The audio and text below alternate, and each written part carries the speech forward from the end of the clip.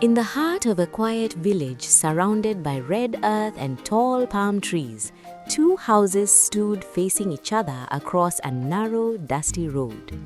On the left stood the grand compound of the village chief, built with strong clay walls and painted white each harvest season. On the right stood a smaller, fading house with a leaking roof and cracked walls, where a family lived quietly under the weight of shame. The dust road between them was not wide, yet it carried years of anger, pride, and silence. Children crossed it freely, goats wandered over it carelessly, but the adults, they treated it like a river filled with crocodiles. The villagers believed that years ago, something terrible had happened. Gold coins meant for community development had gone missing, and suspicion fell heavily on the quiet man who lived in the smaller house. Though no proof was ever found, whispers became judgment, and judgment became truth. His name was stained, and his family inherited the shame like a curse. Invitations stopped coming, smiles disappeared, even greetings were shortened. The chief never forgot, and neither did the village. But what the villagers did not know was this. Every evening, as the sun melted into orange light, the chief's only son stood by his window, watching the daughter of the accused man sweep the front of her house. And every time their eyes met across the dust road, something stronger than hatred quietly began to grow.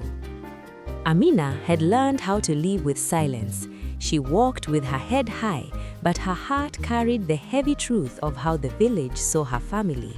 She fetched water before sunrise to avoid gossiping women. She avoided the marketplace during peak hours. Yet, no matter how hard she tried to shrink her presence, she could not shrink her beauty or the strength in her eyes. And someone was always watching. Tunde, the chief's son, had grown up hearing that Amina's father was a thief. As a child, he believed it. As a teenager, he questioned it. As a man, he doubted it completely. There was something about the quiet dignity of Amina's father that did not match the story told about him, and there was something about Amina's gentle smile that made Tunde feel like the dust road between them was the only foolish thing in the village.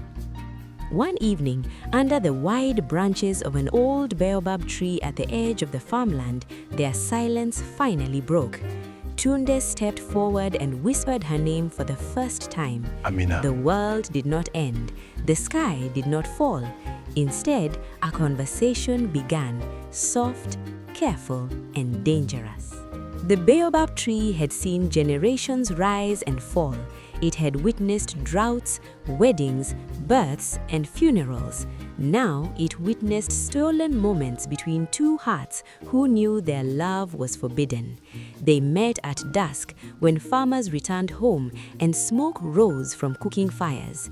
They spoke about dreams, about leaving the village someday, about clearing her father's name.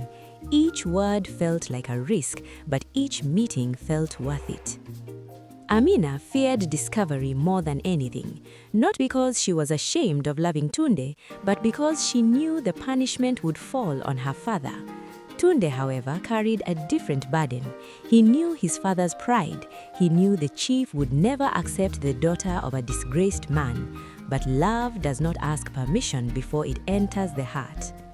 Unbeknownst to them, someone had begun to notice their disappearances at dusk.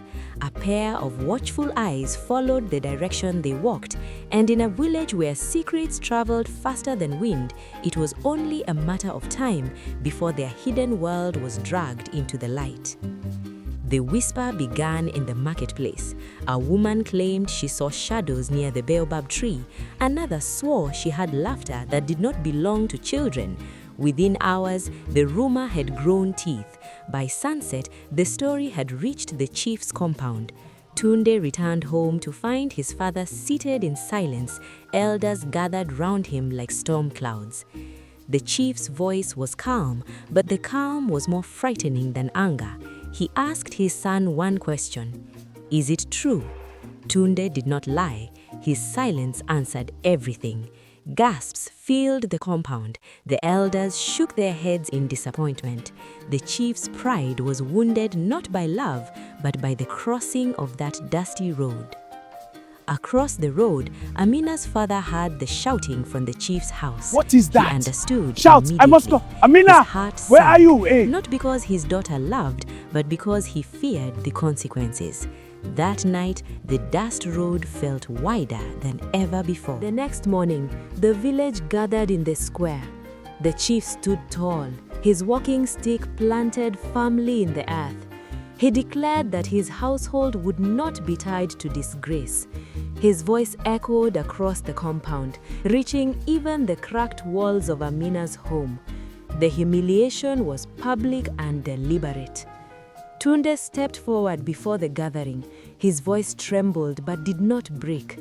He spoke of love, of fairness, of the possibility that the past had been misunderstood. The elders murmured angrily.